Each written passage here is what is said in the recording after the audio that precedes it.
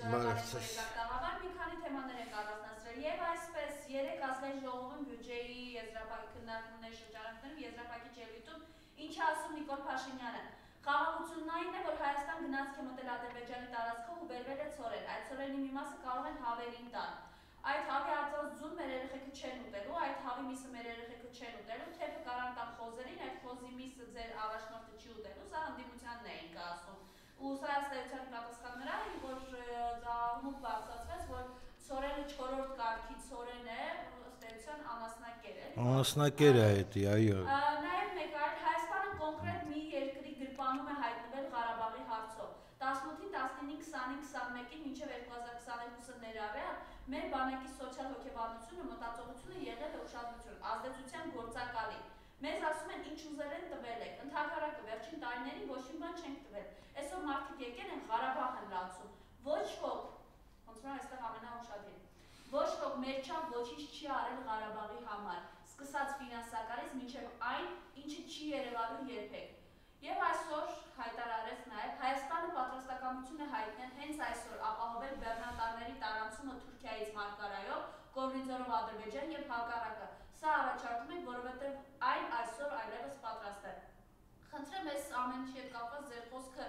ու նաև երեքևս մեկ անգամ վերահաստատեց այն նախադասությունը, որ եթե ժողովուրդը որոշի ինձ պատի տակ գնդակահարել, ապա ես պատրաստ եմ, ասում է Նիկոլ Փաշինյանը։ Ժողովուրդը վաղուց է դա որոշել ու պատի տակ կանգնող չկա։ Հակառակը ուզում են շարունակեն իրենց թալանը, իրենց կաշառակերությունը, որը արդեն բոլորը ակնհայտորեն նկատում են, որ հիմա կաշառակերությունը շատ ավելի մեծ չափսով ու ծավալով, քան թե նույնիսկ ՀՀՇ-ի ժամանակ։ Նույնիսկ ՀՀՇ-ի ժամանակ։ Էլ չեմ ասում հետագա վարչակարգերի օրոք։ Ինչը նշանակում գնացք է եկել ցորենով։ Անասնակեր որակ ունեցող ցորենը ընդ որում չես էլ իմանում թունավորացա, ոչ թունավորացա, քո հավերը կսատկեն, քո խոզերը կսատկեն, թե ոչ։ Իսկ սատկած անասունի միսը դուք գիտես, պիտանի չի օգտագործման ընդհանրապես։ Բայց կարևորը ուրիշ բան։ Կարևորը, որ առաջի ռոպեներին, վայրկյաններին մեզ պատուցում էին, ոյ տեսեք ինչ Ադրբեջանը բարի է, հաց է ուղարկել։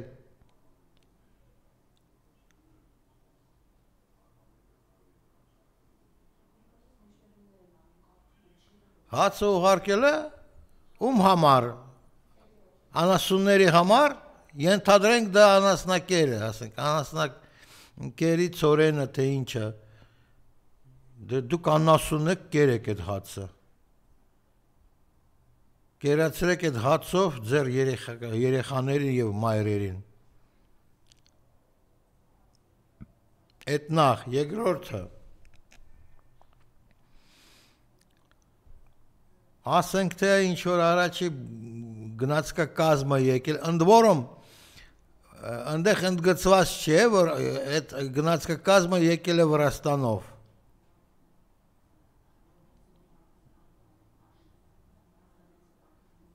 Դուք լսեք շարունակությունը, շարունակության մասին հայտարարել է, ենթադրենք, Ռուսաստանի արտաքին հետախուզության ծառայությունը։ Պարզվում է, որ հացի հացահատիկը Նիկոլները որոշել են Ուկրաինայից գնել, բայց քանի որ ուկրաինական ցորենը շատ ավելի թանկ է կամ ռուսաստանյան, Նիկոլները որոշել են Եվրամիությունից մուրել փող, որպեսզի վճարեն ուկրաինական ցորենի դիմաց։ Հիմա հաշվեք քանի անգամ կթանկանա հացը։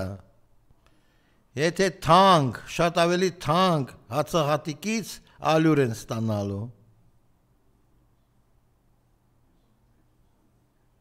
Ահա թե ինչ է նշանակում խաղաղություն Նիկոլի ձևով կամ պաշիստների ձևով, խաղաղություն, այսինքն վճարեք շատ ավելի, մենք պիտի գրանանք, ոչ թե դուք ապրեք, էսա, իրականում դա է կատարվում։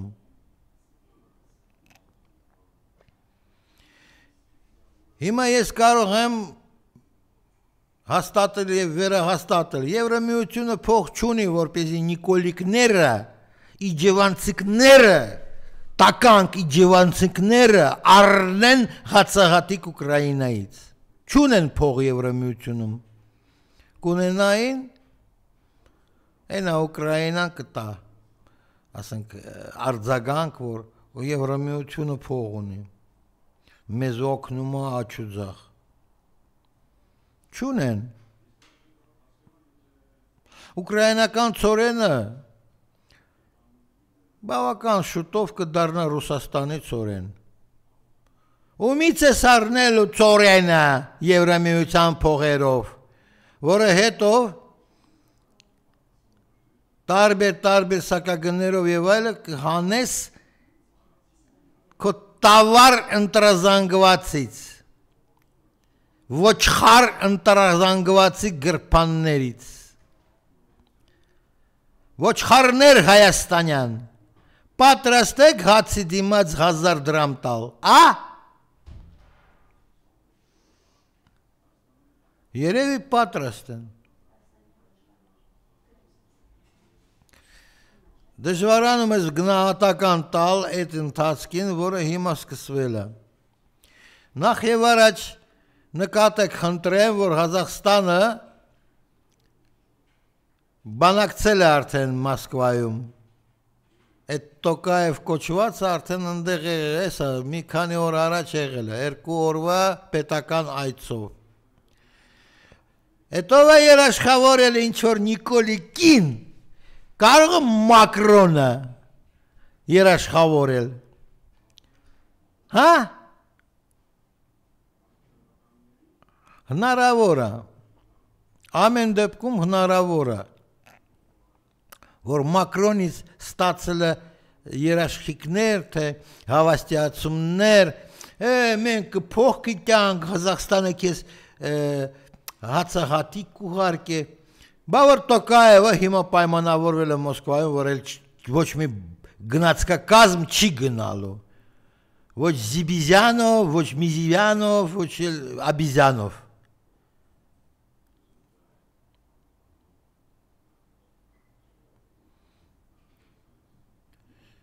Կարևորագույն հարցերի պատասխանները չկան։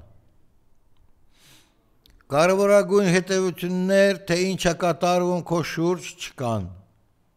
Ու չեն էլ լինելու, իրենց խնդիրը իշխանությունը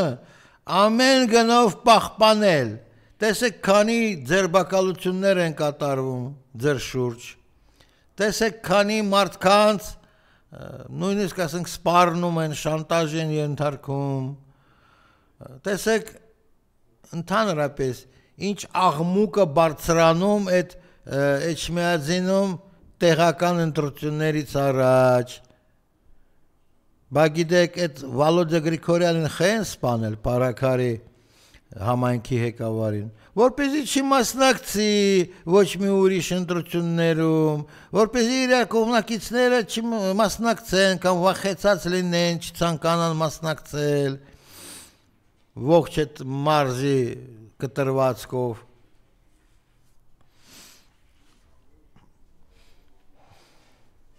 Միթե դուք միամիտ եք ու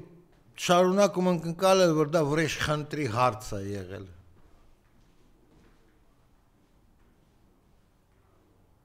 Դա եղել էր զուտ արտաքին, այդպես ասած, տպավորություն ստեղծելու համար, ոչ թե դա իրականում է եղել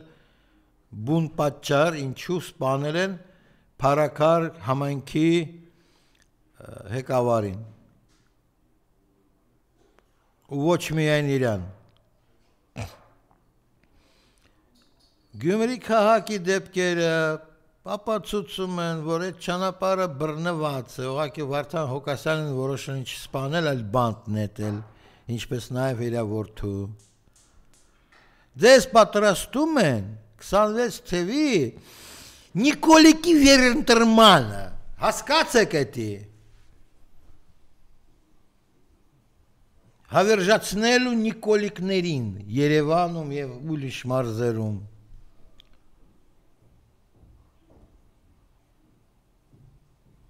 Այդ առումով նրանք լրիվ դուզ ղշեի պրակտիկա են կրկնում։ Լրիվ, քանի որ քնքահայրը եղել է ղշեի առաջնյորդի, Քյոր Լևոն Տեր-Պետրոսյան կոչվածը։ Բայց հիմա ասում է Ղարաբաղի հարցում ինքը Արցախյակի չի ասում։ Ամենամեծ բանը մենք ենք արել։ Շատ կներեք Էնզի Մարիամ ջան, ես չեմ հայհոյում, ես ժողովրդական, ասենք, սովորական արտահայտությունը քակակ երել, որ ասել։ Ինքը ոչ մի բան Արցախի համար չի արել։ Ինքը հանձնել է բոլոր Արցախի զինված ուժերի զենքերը։ Ինքը ոչ մի բան չի արել։ Ինքը ստեղծել է կամ աջակցել է ստեղծմանը այն վիճակին, որ Արցախում վերջին ամիսներին կներեք ինձի մի թուփ սիգարետ 50,000 դրամով են վաճառել մարդկանց վրա։ Ահա այդ դրանում ինքը աջակցել է, աջակից է եղել։ Ոչ մի բան դու չես արել, սկատինը։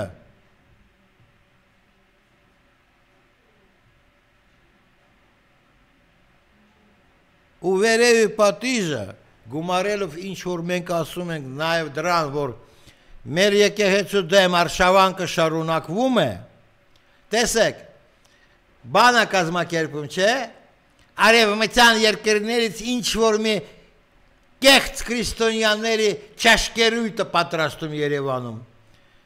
Բաքու արևմտյան երկրների քրիստոնյաները կամ կեղծ քրիստոնյաները չեն ուզում ձայն բարձրացնել, որ դու հնավուրց եկեղեցու դեմ ես պայքարում պատերազմում։ Չէ, չեն ցանկանում։ Իրենց մտադրություններում դա չկա, նրանք պիտի աղոթեն միասին, աղանդավորներ և կներեք ինձ հոմոսեքսուալիստներ տարբեր երկրներից եկել են Երևան, որպեսզի ստեղ միասին աղոթեն։ Ում եք աղոթում, սատանային թե Աստծու։ Հարցը դա է։ Սատանայականները գալիս են Երևան, հավաքվում են Երևանում, որ ինչ, որ թազա Սոդոմ ու Գոմորրա ստեղ լինի, են Աստվածաշնչի Սոդոմ և Գոմորրա, դրա համար եք ստեղ կուտակվում, լավ կուտակեք ձեր տարբեր տականքներին, տականքները միշտ էլ տականքներին են հարում, միավորվում են տականքների հետ, դա հայտնի ճշմարտություններից մեկը, երևի թե հազարամյակներ շարունակ է կրկնվող ճշմարտությունը, լույսի ուժերը մի քիչ դժվար են միավորվում, որովհետև ամեն մեկը իր յուրովի տեսակետ ունի, իսկ խավարի ուժերը շատ հեշտ ու բարակ միավորվում են,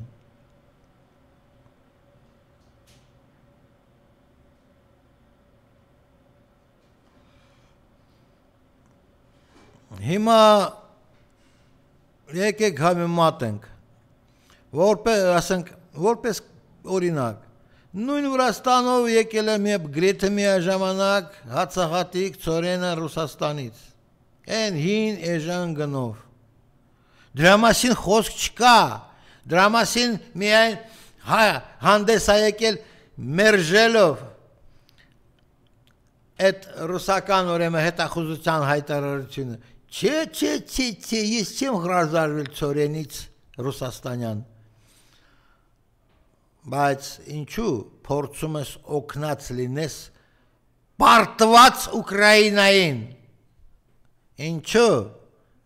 խոստումներ ես ստանում եւ այլը եւ այլը։ Ինչու Արցախից ես խոսացել, տականք։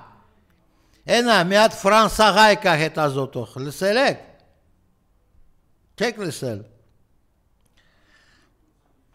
Վերջերս հայտարարել է բուն էությունը, թե ինչը կատարել է Մակրոնը հայերի եւ Հայաստանի հետ, բնականաբար Նիկոլիկների, այդպես ասած, աջակցությամբ։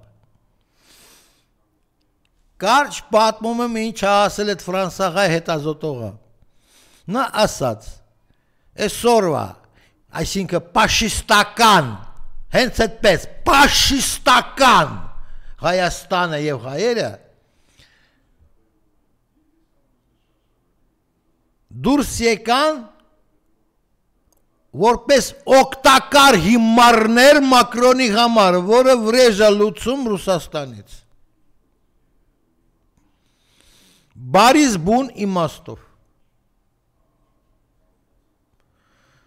Ինչու է Մակրոն վրեժ է լուծում, քանի որ աֆրիկյան տարբեր երկրներում ֆրանսիացիներին լարել են նախկին ֆրանսիական գաղութներից։ Լարել են ֆրանսիացիներին, ստիպել են ֆրանսիացիները, որ հեռանան։ Ու այդ ֆրանսաղայ հիշեցրեց պատմական ակնարկով, որ դա առաջի դեպքը չի, որ ֆրանսիացիք օգտագործում են հայերին ու շպարտում են բորդյուրին։ Նա հիշեցրեց, թե ֆրանսիացիք ոնց են զինաթափել հայերին 1919 թվականին Երուսաղեմի գրավումից հետո։ Նա հիշեցրեց, որ 38 թվականին ոնց են ցախել Կիլիկիա հայերին, թուրքերին, բնականաբար թուրքերին։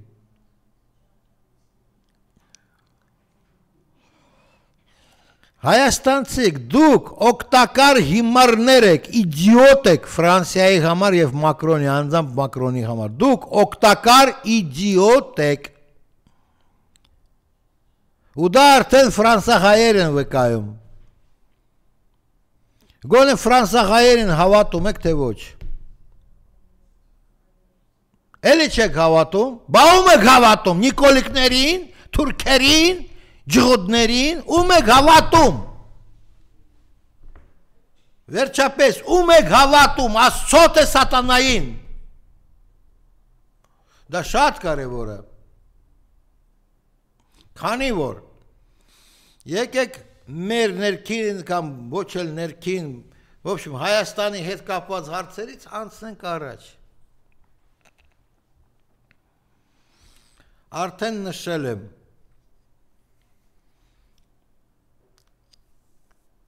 ուկրաինական այդպես կոչված պատերազմական գործողությունները մոտենում են ավարտին։ Լուրջ եմ ասում, մոտենում են ավարտին։ Ես չեմ ասում վաղ ավարտվի, ես չեմ ասում դեկտեմբերին ավարտվի, չեմ էլ ասում 26 թվականի հունվարին ավարտվելու։ Ամեն ինչ հնարավոր է, բայց մոտենում է ավարտին։ Արդեն երրորդ ամիս, եթե չասեմ չորրորդ ամիս, որ Իրանը եւ Ռուսաստանը սպասում են համբերատար պատասխանը Երևանից։ Բալիղ ջան, դու պատմեցի Մոսկվային եւ Տեհրանին, թե Տրամպի տրիպերը ոնց է անցնելու, ինչ պայմաններով։ Հենց այդպես Տրամպի տրիպերը, քանի որ դա վեներիկ հիվանդություն է, դա նախագիծ չի ռազմավարական։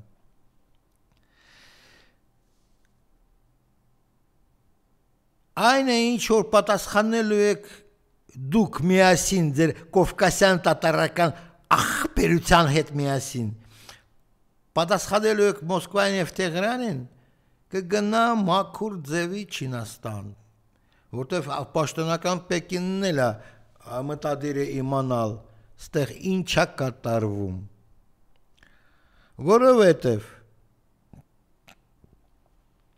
բացի դրանից, որ նրանք ուզում են Բաքվի եւ Կասպիցի միջոցով փոխկապվեն Միջին Ասիական հանրապետությունների հետ եւ մեծ թափով այս կորիդոր կոչվածով տանեն ռազմավարական նշանակություն ունեցող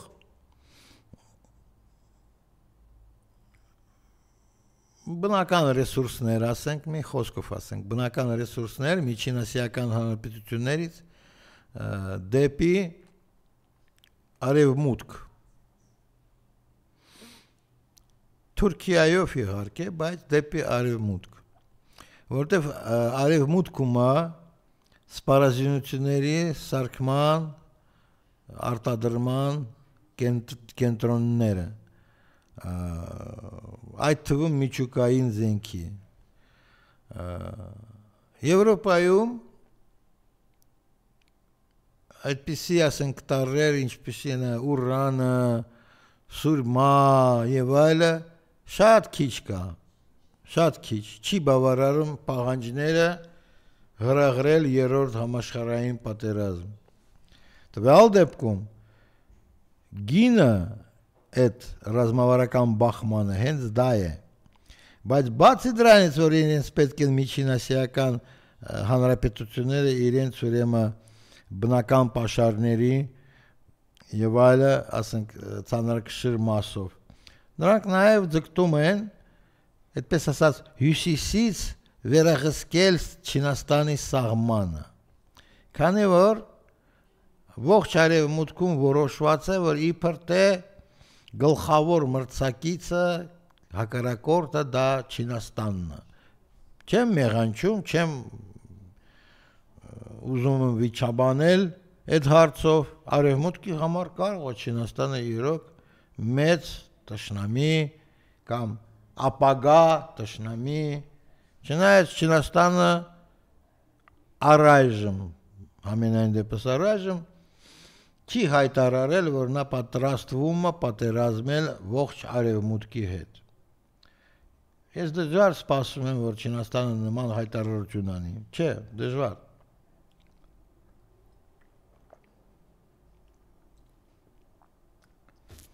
Տեսեք վերջերս ինչա տեղի ունենում։ Չինաստան ու Իրանը, Ռուսաստան ու Իրանը միմյանց տալիս են հավաստիացումներ, որ ոչ ոք ի վիճակի չի կասկածի տակ, հարցի տակ դնել իրենց ռազմավարական դաշնագրերը։ Իրանի դեսպան Չինաստանում հանդիպում է խոսքի Չինաստանի արտգործնախարարի տեղակալի հետ։ Չինաստանի դեսպան Թեհրանում հանդիպում է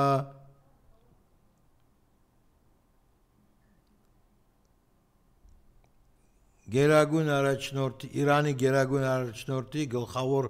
խորհրդականի Ալի Ակբար Վելայաթի հետ, բազում անգամ երակողմ հանդիպումներ, թեկուզև ատոմային հարցերով, բազում անգամ կայանում են խորհրդակցություններ այդ երեք երկրների միջև, բազում անգամ ապացուցված է, որ Չինաստանը եւ Ռուսաստանը աջակցում են սպառազինությունների հարցում Իրանին, ու բոլորը սպասում են, թե Ալիևը եւ պաշիկները,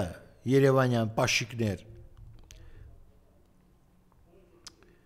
ինչ պատասխանելու են։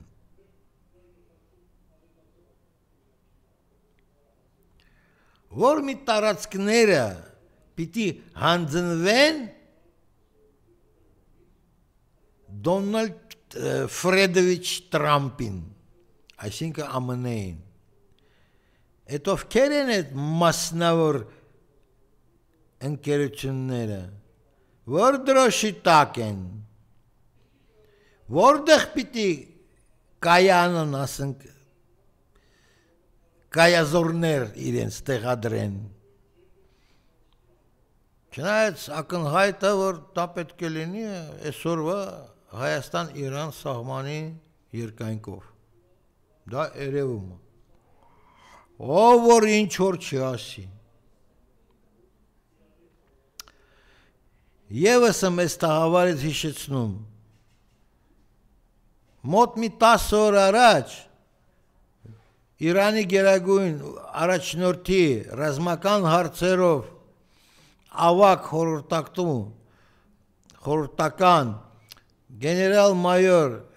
Եղիա Ռահիմ Սեֆևի անվանեց այսօրվա մեր ապրած ժամանակաշրջանը որպես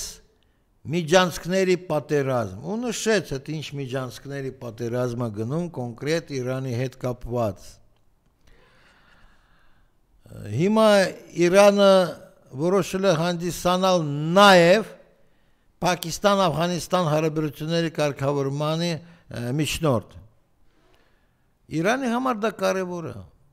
շատ է կարևոր որտեղ դա միջանցք է այո դա միջանցք է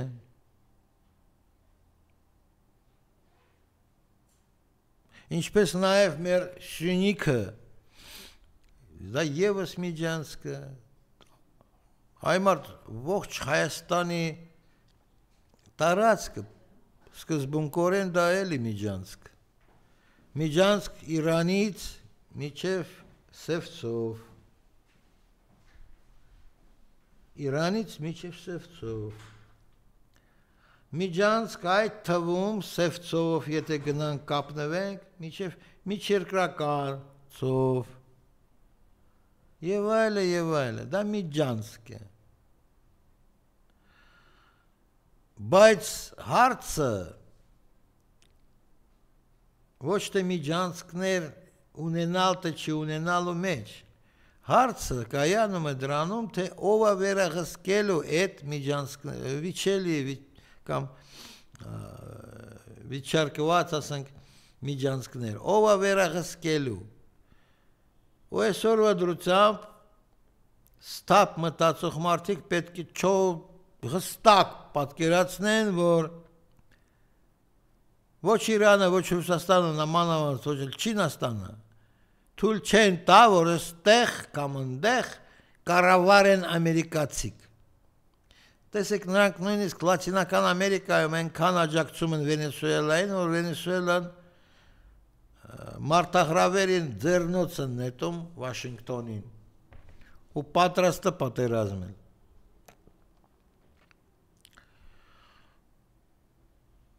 Չինական եւ ռուսական նավերը Վենեսուելայի ասենք ապերին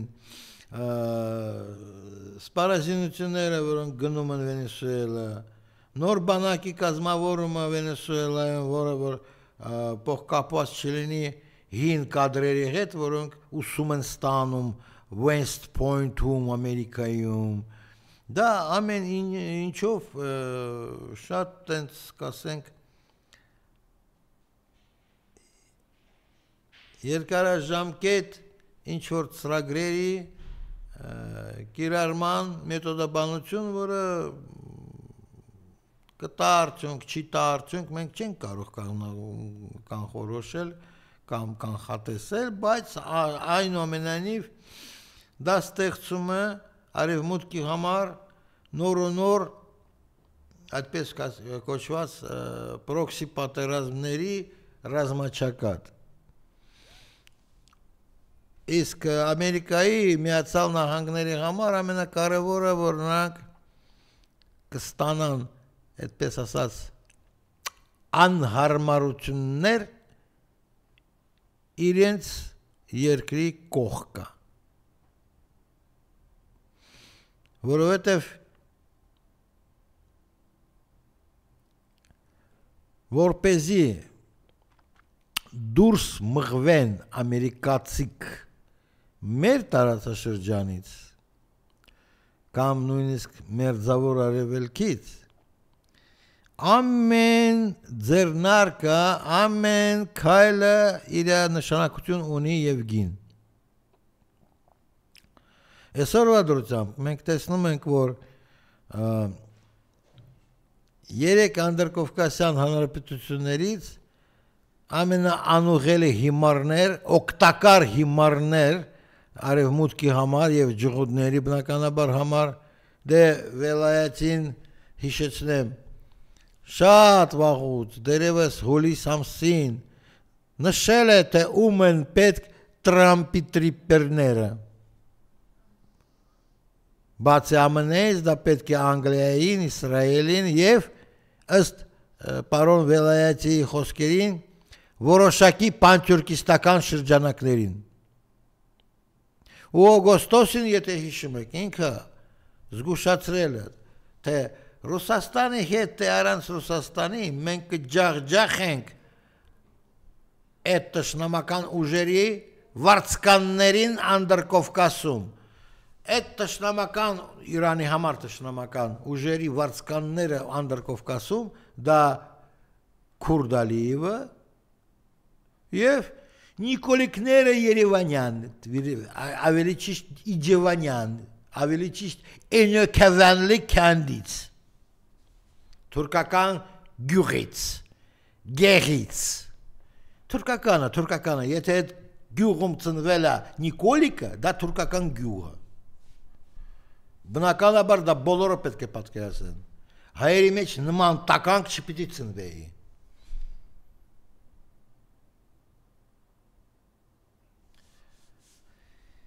Հիմա մենք թե պիտի նստենք, ձերը ցալած սպասենք, որ Իրանը թե Ռուսաստանի հետ միասին, թե առանձին, ասենք թե Չինաստանի հետ միասին,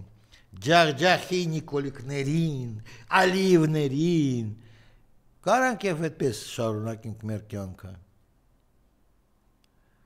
սպասելով, բայց այն ժամանակ բավական իրական կդառնա սպառնալիք, որ այդ ընթացքում, այդ պրոքսի պատերազմների ընթացքում, այդ միջանցքների պատերազմների ընթացքում Հայաստանը կարող է իրոք վերջնականապես կործանվի։ Ոնց է կործանվում, Ուկրաինան ձեզ ցույց է տալիս, ոնց է կործանվում ինչ որ մի հանրապետությունը։ Շարունակում են սխալ ճանապարհը ու ընկնում են անդունդ։ Արևմուտքում արդեն իսկականից են վիճում են կամ քննարկում են, բայց Ուկրաինայում ռուսական զինված ուժերը որտեղ են կանգնելու, Կիևում, թե կգնան առաջ։ Ցավոք սրտի, բայց նմանատիպ պատկերը կարելի է պատկերացնել նաև Հայաստանի վերաբերյալ։ Թե երբ այդ մեծ եվրասիական երակը որոշի հարվածել ու ջախջախել ԱՄՆ-ի վարձկաններին Անդրկովկասում եւ Միջին Ասիա։ Տեսեք, Հայաստանի վերաբերյալ որոշումը ընդունված է։ Ես հավաստի ձեզ ասում եմ, մի եղունգի չափել չեմ կասկածում, որ որոշումը ընդունված է Չինաստանի եւ Ռուսաստանի բարձրագույն իշխանական ոլորտների մակարդակով։ Տոկաևին մշակում են։ Ինձ թվում է, որ հաջողությամբ կմշակվի Տոկաևը։ Հոննատշնամի չէ իր ազգի, իր ժողովրդի, իր հանրապետությանը։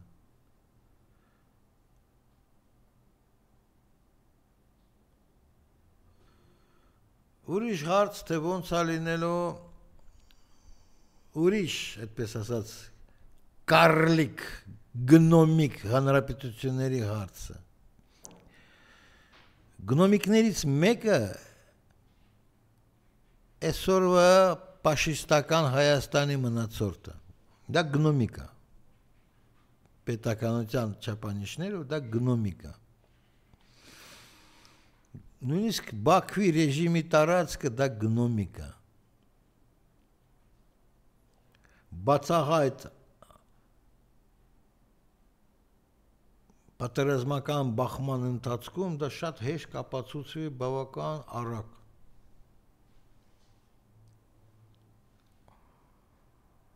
Հիմա տեսնելիս ինչ է կատարվում, զարմանում ես, որ մեզանում, այսինքն մեր ներսում, այդպես էլ չկա ինչ որ մի ուժերի համախմբված բռունցք, որ կարա գլխի տա Նիկոլիկին, Նիկոլիկներին, թուրքերին, թուրքացածներին, թուրքահպատակներին ժամանակ է գալիս, երբ որ դա կիրականացնեն, եթե ոչ դուք, հայեր, դա կիրականացնեն ուրիշ երկրների բանակներ, երևի բանակներ, դժվար է սպասել, որ խաղաղ հավաստիացումներով ինչ-որ մեկը արտասահմանյան հատուկ ծառայությունների գործակալներին կարող է համոզի, որ պետք չի հասնել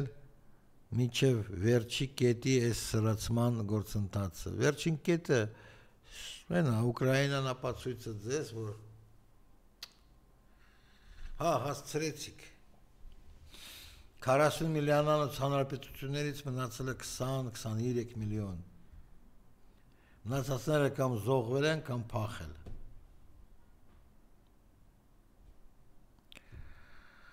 Ու այդ ռազմավարական գործընթացը ցավալի է, բայց շարունակվում է ախր։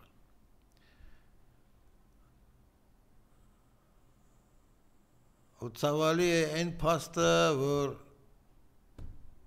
գրեթե բոլորը եւ գրեթե ամեն ինչ տեսնում են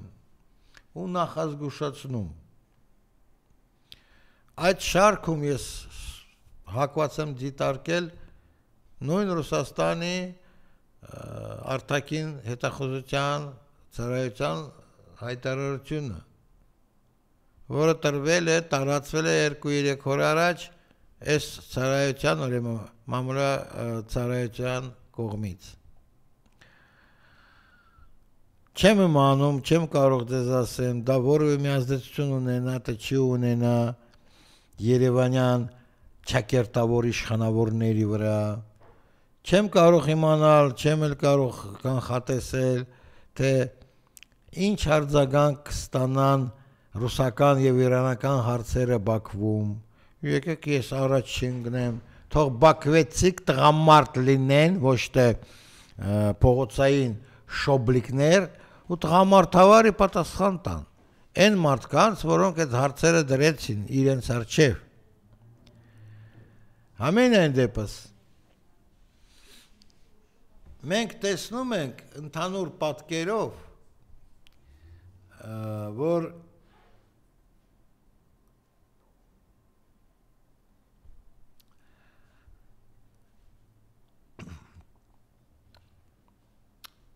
իրադարձությունների զարգացման թվալ փուլը իսկականով պետք է անվանենք նախապատերազմական, այլ ոչ թե խաղաղության դարասազան որոշակի տականքների արտահայտության համաձայն։ Խաղաղություն, նույնիսկ խաղաղության հոտ չկա։ Մի գնացքակազմը դա խաղաղություն չէ։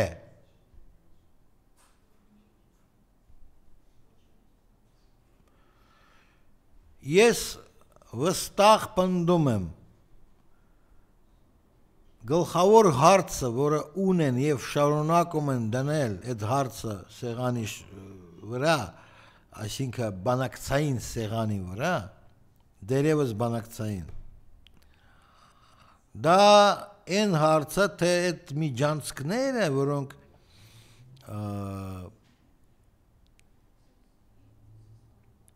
դարել են օրվա օրակարգային հարցեր, ով կվերահսկի այդ միջանցքները, ով Չինաստանին, Իրանին, Ռուսաստանին տշնամական չամբարը, թե հակառակը, թե այդ երկրները, հանրապետությունները, որոնց ճակատագիր է որոշվածը հանդիսանալ միջանցքներ, կփորձեն սեփական ուժերով ապահովել ինչ որ մի թեկուզ ձևական վերահսկողությունը, բայց եվրասիական 3 տերությունների այդպես ասած հովանու ներքո։ Ամեն մեկը պետք է որոշի։ Նա ուզում է իր երկրների, հանրապետությունների եւ ժողովուրդների ապագա տեսնել, թե չէ։ Ով կցանկանա տեսնել հենց ապագա, ապա պետք է դատարեցնի 3, 2, 4, ես իմ քանի կողմանի խաղերը դրսում, արտաքին ոլորտում։ Այդ խաղերի դատարեցման փուլը հասունացել է։ Ու ամեն ոք,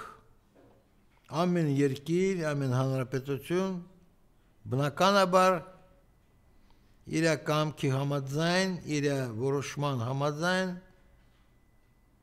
պետք է որոշի, թե դրված հարցերի պատասխանները, լուծումները նա ի վիճակի է տալ, թե ոչ։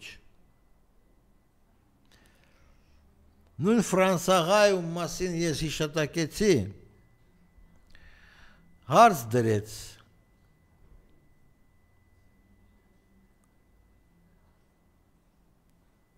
օգնելու է, թե չի օգնելու Ֆրանսիան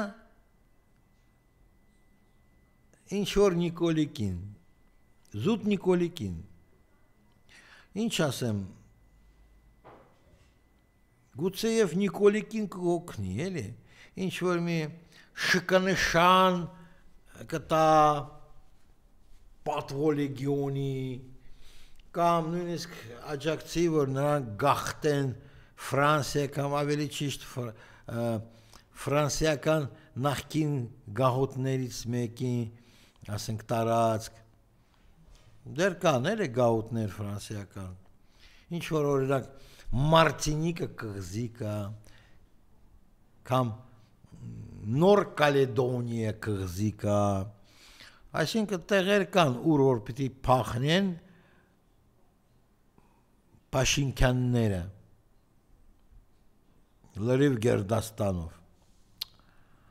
բայց պաշիստներին Հայաստանում չէ օգնի Ֆրանսիան, չէ,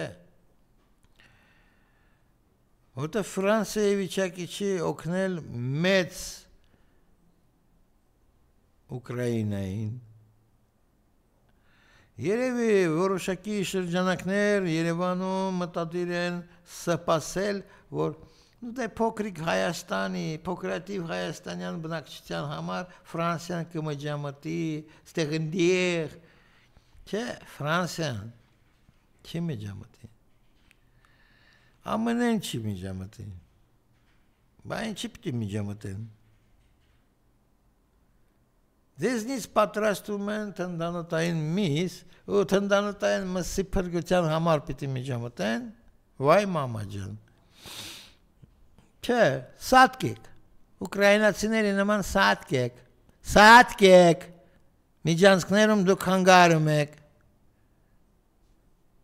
1915 թիվ, տեսում եք, ինչքան զուգահեռները, զուգադիպությունները համընկնում են, առաջ աշխարհամարտի տարբեր դրվագների հետ, իզուր տեղը չէ, որ հիմա շատ ու շատ մարդիկ, փորձագետներ համեմատում են 2025 թիվ հենց ինչ թվի հետ, այո, 1915-ի հետ, այսինքն առաջի աշխարհամարտի բոլոր իրադարձությունների հետ,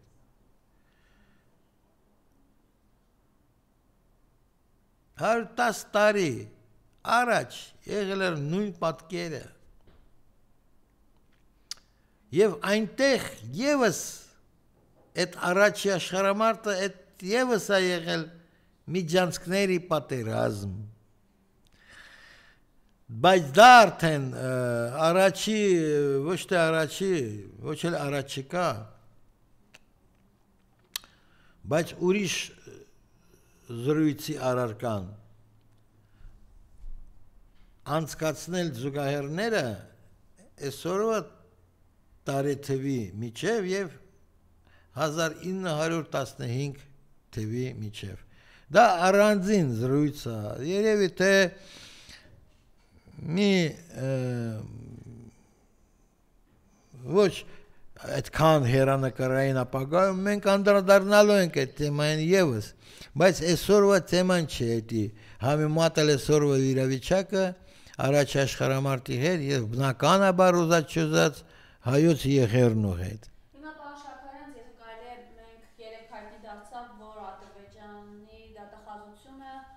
ցմահ եւ մինչեւ 20 տարի ազատազրկում է պահանջում Արցախի ռազմաքաղաքական գործիչների եւ ոչ միայն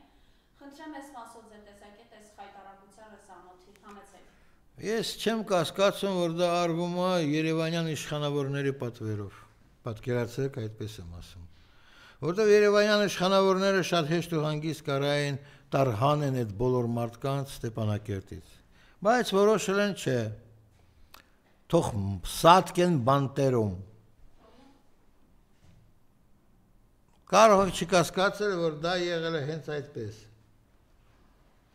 Այդ պատճառով ես չեմ էլ զարմացած, որ խեղճ հայերին դատապարտում են տարբեր ժամկետներով են էլ Բաքվում,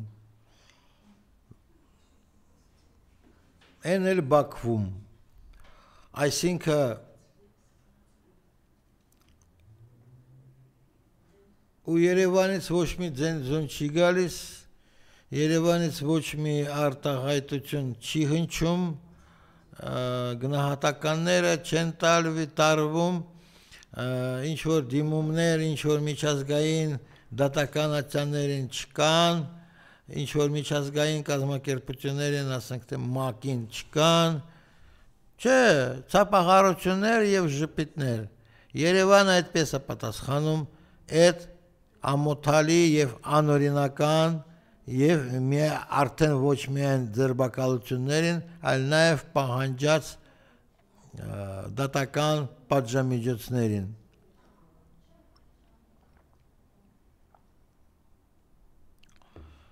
Այն է, որ դա կոպտագույն մարդու իրավունքների խախտումներն են,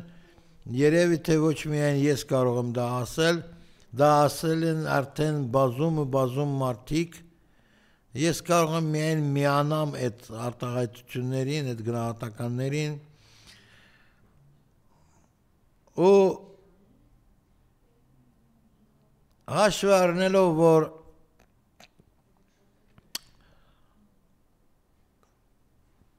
ձերբակալված հայերը արդեն բավական տարեց մարդիկ են, մենք կարող ենք չկասկածել։ Եթե դա իրականանալու է, Ուրեմն ոչ ոք իրենցից բանտերից դուրս չի գա կենթանի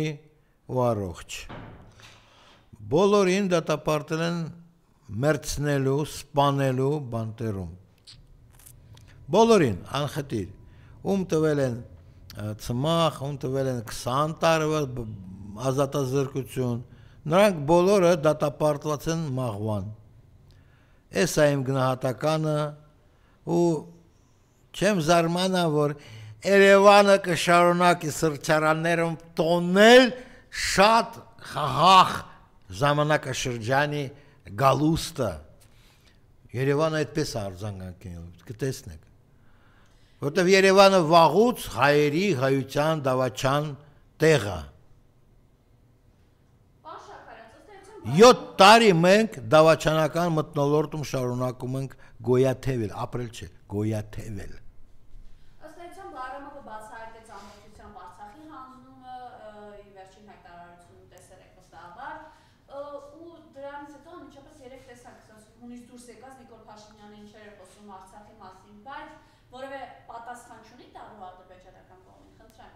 Չէ, չունի, ինքը ադրբեջանցի է,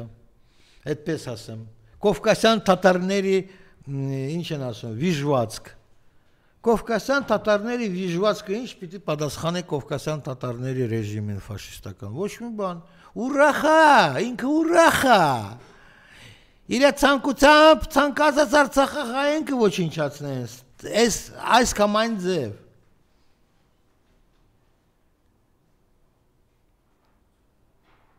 Մոռացել եք, որ նա նույնիսկ սքորեր չի հայտարարել այն ժամանակ, երբ որ այն Ստեփանակերտում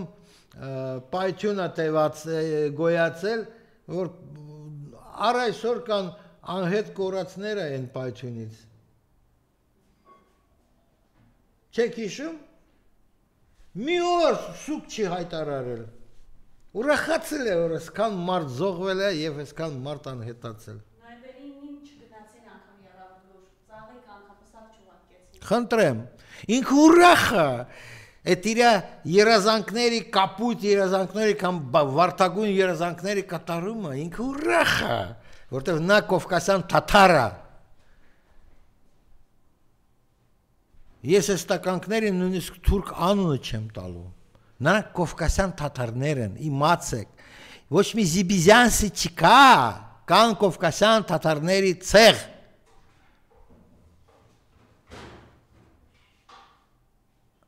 Եվ կան իրենց քրդական կամ քրդացած կամ ես ինչ քրդի շուն որպես առաջնորդ։ Ահա թե մի հատ էլ քրդացած շուն առաջնորդ Էնոքավյանլի քանդից եկել է Երևանը գրավել, օկուպացրել է Երևանը։ Այդ պատճառով ոչ մի արձագանք չկա։ Գիտեք, վերջերս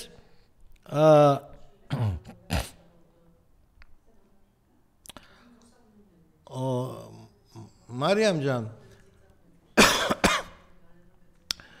վերջերս հանդիպել եմ մի իրանացու դիվանագետի հետ, այդ դիվանագետը հարց է ինձ տալիս, որ բայց խի, ձեր իշխանությունները լռում են,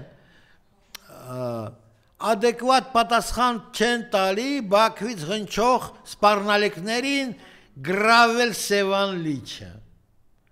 գրավել սա, գրավել նա։ Ինչ պիտի ես պատասխանի այդ իրանացուն։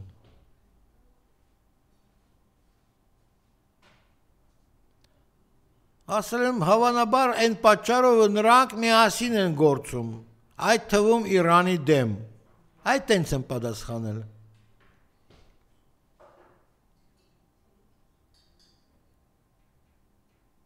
Ու այդ պատճառով մի սպասեք, որ Երևանից կլինի ինչ-որ արձագանք, չէ։ Ուրախության ճաշկերույթներ են կազմակերպելու երևանցիք։ Նու երևանցիք ասելիս ես չեմ ուզում ասենք սև ներկով ներկել բոլոր երևանցիներին, բնականաբար ես ավելի շատ ասում են այսօրվա վերնախավի կամ վերնախավիկի մասին։ Եվ մենք երեք տեսանք, որ Վազգեն Սաղաթելյանին, Արեգ Սամսոնյանին ամսով այո տարան կալանքի եւ այդ բերման ենթարկելու կադրերը, այդ հայտարարությունը եւ Ալեն Սիմոնյանը հաստատեց, որ իր հաղորդման հիման վրա է ամենը իրականացել։ Ուզում եմ հասկանալ, դուք ինչ ասելիք ունեք մի մարդու, որը հրապարակային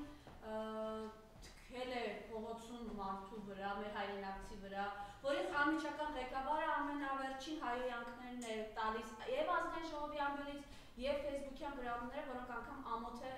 մեջբերել։ Դե ինչ ասեմ, ես կասեմ միայն մի բան, նման լիրբ դուրս պրծած մամայի մոտ պիտի ծրնվի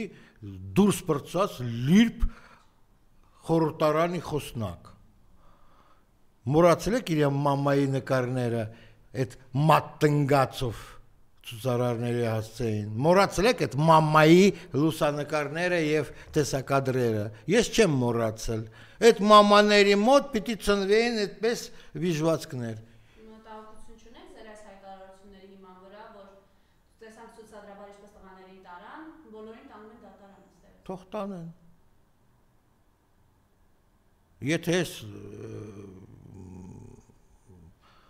տղաները ասես, թե ինչ ասես,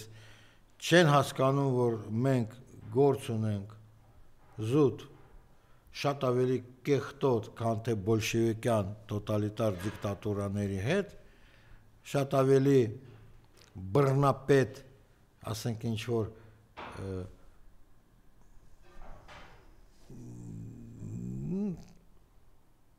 երևի թե այդ իշխանակարգ կոչվածը, դա բռնապետական իշխանակարգ է, քան թե կոմունիստական, կամ թե ֆաշիստական, մաքուր ֆաշիստական, ինչ ասեմ։ Եթե նրանք շարունակում են որպես արևմտյան ժողովրդավարության մենք խոսնակ ենք կամ եսի ինչ ենք հույս դնել, որ յանի թեստեղ ժողովրդավարությունը, եթե նրանք հավատում են հեքիաթներին, ես ինչ ասեմ։ Ես չեմ կարող ասել, որ նրանք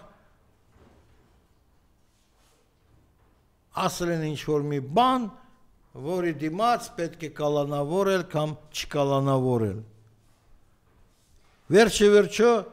ամեն մեկը երևի թե տեսնում է ինչ է կատարվում։ Այդ վերաբերվում է նաև այդ երկու կալանավորած ուրեմն մարդկանց, ինչպես նաև նախորդիվ բոլոր կալանավորվածներին։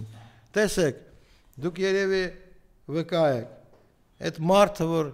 մի վաղտ առաջ գալիս էր ձեր մոտ, թոշակառու, որը ապաշխարա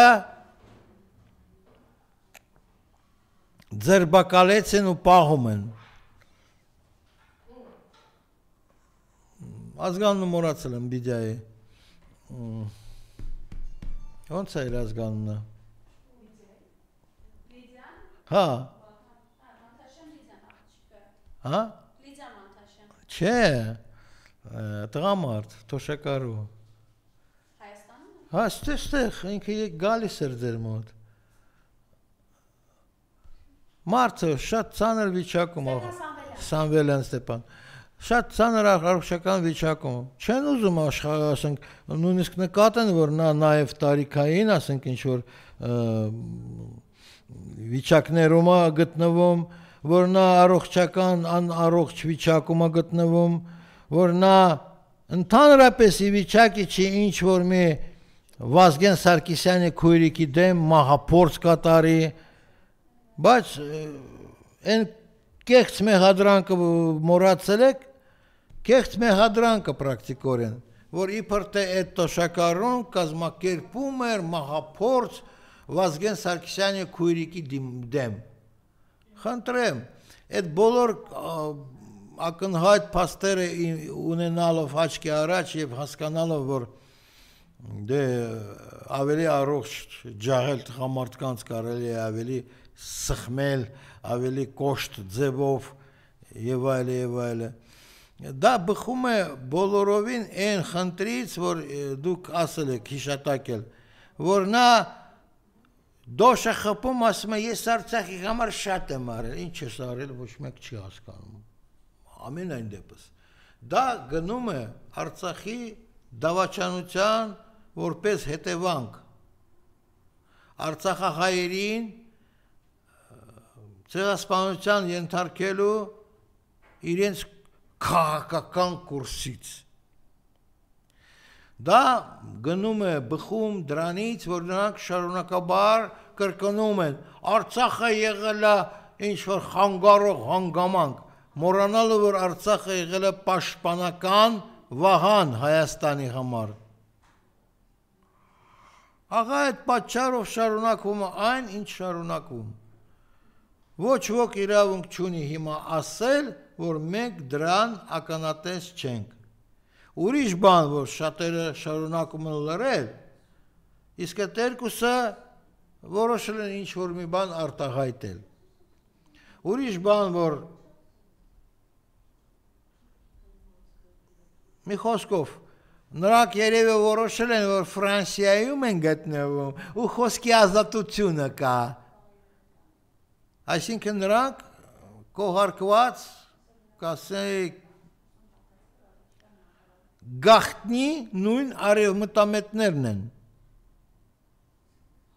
Եթե շարունակում են համարել, որ պաշիստական Հայաստանը դա ժողովրդավարություն է, ուստեղ խոսքի ազատություն գոյություն ունի։ Վերջ, այդ է պատճառը, որ նրանք այսօր կալանավորված են։ Իրենց սխալ մոտեցման, իրենց սխալ կողմնորոշման պատճառով են նրանք այսօր կալանավորված են։ Ոչ թե այն մարդկանց հետ ազատության մեջ են, որոնք մտադիր են շարունակել պայքարել։ Շնորհակալություն։ Խնդրեմ։